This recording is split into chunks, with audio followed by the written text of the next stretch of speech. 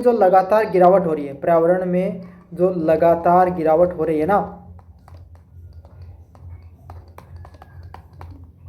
उसी को क्या बोला जाता है? डिग्रेडेशन बोला जाता है। क्या बोला जाता है?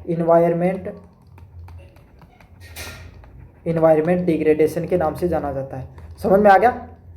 चलिए भाई, पर्यावरण अन्वयन का अर्थ होता है प्राकृतिक पर्यावरण की गुणवत्ता व क्वालिटी में कमी आना।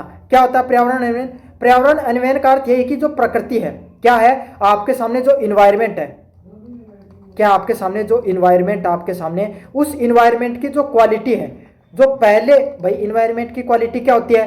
पहले आपके सामने जिस वातावरण में रहते थे, अरे आज आप चाहे गांव में रह रहे हो चाहे शहर में रह रहे हो, आप अपने से आसमान की तरफ देखोगे ना, तब आपको धूल मिट्टी दिखेगी।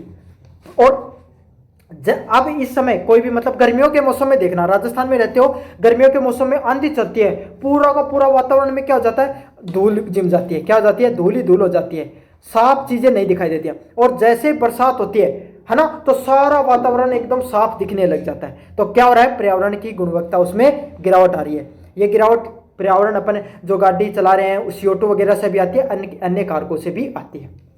जब मनुष्य की गतिविधियां जैसे वनों की कटाई, खनन और प्राकृतिक आपदाओं के कारण संसाधन इतनी तेजी से दोहन होता है कि प्रकृति उनकी भरपाई नहीं कर पाती। देखो प्रकृति है ना, वो प्राकृतिक तरीके से क्या, कैसे नेचुरली क्या करती है, आपके सामने जो प्रकृति है ना, वो इन्वायरमेंट को साफ करती रहती है। जैसे आपके सामने गर्मी का मौसम आता है, उसमें खूब ज्यादा धूल मिट्टी जम जाती है ना, गाड़ी घोड़े चलते हैं, उसके वजह से भी धूल वगैरह जम जाती है। तो क्या होती है? बरसात होती है, उसके बाद वर्षा होती है, इससे इन्वायरमेंट साफ हो जाता है ना। आप पेड़ों को काट रहे हो तो प्रकृति खुद जीव जंतुओं के माध्यम से क्या कर देती है? आपके सामने पेड़ों को लगाती भी है।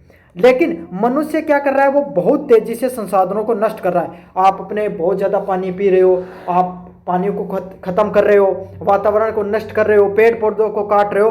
तो प्रकृति को तो एक पेड़ लगाने में कितने साल लगे? 4 साल। और आपने क्या कर दिया? 4 साल के अंदर आपने 10 साल जितनी भाई प्रकृति को जितने 10 साल लगते हैं पेड़ों को उगाने में, आपने उतने पेड़ों को 1 साल में काट दिया। तो प्रकृति क्या उगा पाएगी? क्या नहीं उगा पाएगी कभी भी। समझ में आ गया? तो इसी को क्या बोला जाता है? जो पर्यावरणीय अपघटन के नाम, अवनयन के नाम से जाना जाता है, इन्वायरमेंट डिग्रेडेशन। कि प्रकृति है ना, वो अपने खुद से पर्यावरण की रक्षा नहीं कर पा रही, क्योंकि मनुष्य बहुत ही तेजी से प्राकृतिक चीजों का दोहन कर रहा है। समझ में आ गया? इसका अंतिम परिणाम पारिस्थितिक असंतुलन। इसका अंतिम परिणाम क्या है? पारिस्थितिक असंतुलन होता है। पहले वाला इन्वायरमेंट पोल्यूशन, इसका सबसे इंपॉर्टेंट घटक क्या है? Environment pollution. क्या है? Environment pollution. अब इन्वायरमेंट पोल्यूशन की बात करें, इसमें क्या आता है इन्वायरमेंट पोल्यूशन में? जब पर्यावरण, वायु, जल, मृदा में हानिकारक अवांछित तत्व है, प्रदूषकों का प्रवेश हो जाता है। क्या होता है? जो पर्यावरण होता है आपके सामने, जो आपका इन्वायरमेंट होता है, क्या होता है? जो आपका इन्वायरमेंट होता है, उसमें अलग अलग प्रकार की चीजें आ जाती हैं। जैसे वायु में प्रदूषित हो गई, जल प्रदूषित हो गया और मृदा प्रदूषित हो गया। इन सब चीजों के अंदर, वायु, जल व मृदा के अंदर अलग अलग प्रकार के जो अवांछित तत्व है, ऐसे तत्व जो पर्यावरण को नुकसान पहुंचा रहे हैं।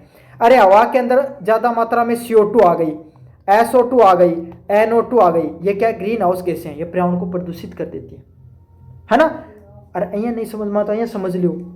जब क्या होता है, गर्मी के मौसम में आंधियां चलती है, तब धूल ही धूल उठती है, उसके वजह से अपने को सांस लेने में दिक्कत होती है ना। तो क्या हो रहा है? वायु खराब हो गई। समझ में आ गया? पानी है, जल प्रदूषण क्या हो गया? आपके पानी के पीने के पानी के अंदर क्या हो गया? आपने गिलास पानी का पी रहे हो, उसी के अंदर मिट्टी मिला दी जाए। क्या मिला दी जाए? मिट्टी मिला दी जाए। तो क्या हो जाए? वो पानी प्रदूषित हो जाए। क्या अपन पी पाएंगे? क्या नहीं पी पाएंगे। तो उसी तरीके से आपके सामने नदियां होती है ना, नदियों के पानी में क्या कर दिया जाता है? औद्योगिक कचरा बना दिया जाता है। अपन क्या करें? धर्म के नाम पर वहां पर चीजों को फेंक देते हैं, तो नुकसान पहुंचता है। मिट्टी में क्या होगा? जो मिट्टी है उसके अंदर अपन क्या कर देते हैं? मिट्टी के अंदर अपन उर्वरक मिला देते हैं, ताकि बोले खूब फसल उगाएंगे। लेकिन इसके वजह से क्या होता है? मिट्टी की जो उर्वरकता वो धीरे धीरे नष्ट होती चली जाती है। तो यही आपके सामने जो अलग अलग प्रकार के मैंने बता दिए, जो प्रदूषक है वो प्रवेश कर जाते हैं, जिससे मानव व अन्य जीवों के स्वास्थ्य पर नकारात्मक प्रभाव पड़ता है। आप चाहें, आपके सामने अब प्रदूषित वायु, उसके अंदर रहोगे तो आपको बहुत नुकसान पहुंचेगा। ऐसे जल व मृत्यु के लिए भी होता है। चलिए देखो, अच्छे से समझे है ना, अच्छा लगता है थोड़ी पिक्चर वगैरह। आगे मैं और जो अपनी पीडीएफ वगैरह है ना उसको भी थोड़ा अपडेट कर रहा हूँ, एक दो दिन का समय लगेगा आपके लिए, रंगीन पीडीएफ आएंगे, टेंशन लेने की आपको जरूरत नहीं है। सबसे पहले होता है फिजिकली, अपन क्या करते हैं भौतिक रूप से पर्यावरण को कैसे नुकसान पहुंचा रहे हैं, उद्योग के माध्यम से, उद्योग धंधों से सीधा का सीधा अपन क्या करते हैं इन्वायरमेंट में जो वायु प्रदूषण उसको कर रहे हैं। मैकेनिकली जो नदियां वगैरह होती है ना वहां पर आपके सामने अपन कचरा फैला रहे हैं, है ना। डंपिंग यार्ड होते हैं, डंपिंग यार्ड हो गए, यहाँ पर आपके सामने जो कचरा होता है ना उसको सीधा का सीधा रख देते हैं, है ना। नदियों में सीधा का सीधा जो औद्योगिक कचरा उसको फैला रहे हैं। ऐसे आपके सामने अपन पहाड़ों पर घूमने जाते हैं तो वहाँ पर प्लास्टिक वगैरह को फेंक देते हैं, न्यूक्लियर बम वगैरह को विस्फोट, और अपन पेड़ों वगैरह को भी काट रहे हैं। तो इस तरीके से ये अलग अलग तत्वों के माध्यम से हम पर्यावरण को नुकसान पहुँचा रहे हैं। अब प्रदूषण के प्रमुख प्रकार, प्रदूषण होता है ना, क्या होता है, पोल्यूशन होता है, उसके आपके सामने कितने टाइप होते हैं, type of pollution, type of pollution, कोई भी जो पोल्यूशन होता है प्रदूषण होता है उसके कितने प्रकार होते हैं।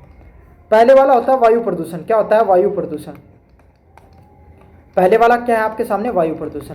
वायु प्रदूषण में क्या होता है, कैसे फैलता है वायु प्रदूषण, उद्योग हो गए, वाहन हो गए, पराली जलाने से निकलने वाली जहरीली गैसें CO2, CO, SO2, NO2 क्या कर देती है अपन इन्वायरमेंट को नुकसान पहुंचा देती है। जो अपन उद्योग, जो अपने अलग अलग उद्योग हैं, है ना, अलग अलग जो आपके सामने वाहन है, इनके अपन चलाने से क्या करते हैं, पराली वगैरह, पराली क्या होती है, जो कृषि का जो अपशिष्ट होता है, जो क्या किया जाता है, जो चावल वगैरह होता है ना उसका भूसा होता है ना, उसको जलाने से क्या होता है, अलग अलग प्रकार की गैसें फैलती हैं जिससे इन्वायरमेंट को नुकसान पहुंचाता है। साथ के साथ PM2.5 क्या होता है, PM2.5 बहुत ज़्यादा खतरनाक रहता है धूल के कणों के अंदर, और PM10 भी खतरनाक होता है प्रभाव। अब वायु प्रदूषण से क्या क्या नुकसान होगा, श्वसन रोग, सांस से संबंधित रोग हो जाएंगे, अस्थमा हो जाएगा, सांस को लेने में आपको दिक्कत आने लग जाएगी, है ना। आपको स्मोग, भाई विजिबिलिटी कम हो जाएगी। आप सर्दियों के मौसम में देखते हो ना एक धुंध की पतली सी परत जम जाती है, काली काली परत, जिसके वजह से आपको कुछ नहीं दिखाई देता है। अम्लीय वर्षा होगी, क्या होगी, अम्लीय वर्षा होगी, एसिड रेन होगी, एसिड रेन होगी। ग्लोबल वार्मिंग होगी, आपके सामने जो पृथ्वी है उसका जो अर्थ है उसका आपके सामने तापमान है वो टेम्परेचर वो आपके सामने बढ़ जाता है। क्या होता है, जो अर्थ है उसका जो टेम्परेचर है वो बढ़ जाता है इन सब गतिविधियों के माध्यम से। अगले वाला क्या, वाटर पोल्यूशन, अगले वाला क्या होता है वाटर पोल्यूशन। अब वाटर पोल्यूशन से क्या होता है भाई आपके सामने, वाटर पोल्यूशन से क्या होता है, उद्योगों को का बिना साफ किया हुआ रासायनिक कचरा, शहरों का सीवरेज, मलमूत्र व कृषि खेती से बहकर आने वाले कीटनाशक सीधे नदियों और झीलों में मिल जाते हैं। क्या करते हैं, आपका जो सीवरेज की लाइन होती है सीधी नदियों में डाल रहे हैं। यमुना कितनी गंदी होती है, यमुना जब दिल्ली में एंटर करती है ना तो उसका पानी थोड़ा बहुत नहाने लायक रहता है कम से कम, लेकिन जैसे ही दिल्ली के अंदर आती है उसका सीवरेज का पानी उसमें डाल दिया, है ना, नदियों का कचरा उसके अंदर जा रहा है, लोग आपके सामने धार्मिक चीज़ों के से उसकी चीज़ें उसके अंदर डाल देते हैं। तो इससे क्या हो जाता है, रासायनिक कचरा है जो उद्योगों का सब डाल दिया जाता है, इससे नदियाँ क्या हो जाती हैं भाई, प्रदूषित हो जाती हैं। प्रभाव क्या होगा, सुपोषण, जल जनित बीमारियां जैसे हिजा, टाइफाइड और जलीय जीवों की मृत्यु हो जाती है। क्या हो जाता है आपके सामने, जो जलीय जीव होते हैं अलग अलग प्रकार के आपके सामने मछलियां वगैरह है, उनको जो ऑक्सीजन जितनी मिलनी चाहिए उतनी नहीं मिल पाती है और वो मछलियां वो विलुप्त हो जाती हैं। अलग अलग प्रकार की बीमारियां, हिजा व टाइफाइड जैसी बीमारियां वो भी होने लग जाती हैं। अगले वाला है सॉइल पोल्यूशन।